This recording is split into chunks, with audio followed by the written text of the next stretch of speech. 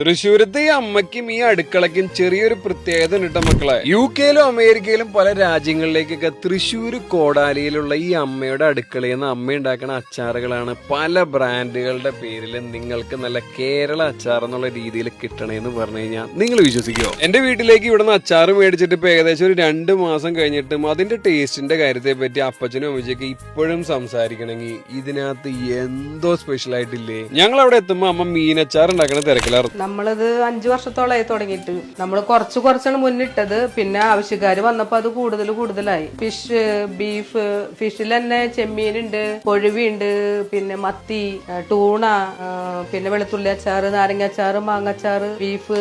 ഏറ്റവും കൂടുതൽ ടൂണയും ബീഫൊക്കെ പോണേ. ചാള നന്നായിട്ട് പോണ്ട് ഇപ്പൊ.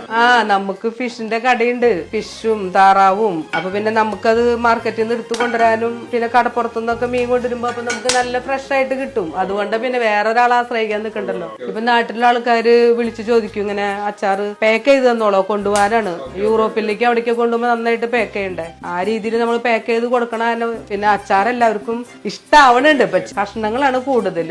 നമ്മൾ അവരുടെ ട്രൈ ചെയ്ത ബീഫ് അച്ചാറും പ്രോൺസും ചാളയും കൊഴുവയും അങ്ങനെ നാരങ്ങ അച്ചാറും എല്ലാം അടിപൊളി തന്നെ പറയാട്ടോ. എല്ലാവരും നമ്മുടെ അച്ചാർ വാങ്ങിക്കുക, കഴിച്ച് ടേസ്റ്റ് ഒക്കെ നോക്കുക. ഇഷ്ടമായെങ്കിലും ഇല്ലെങ്കിലും മെസ്സേജ് ഇടാം.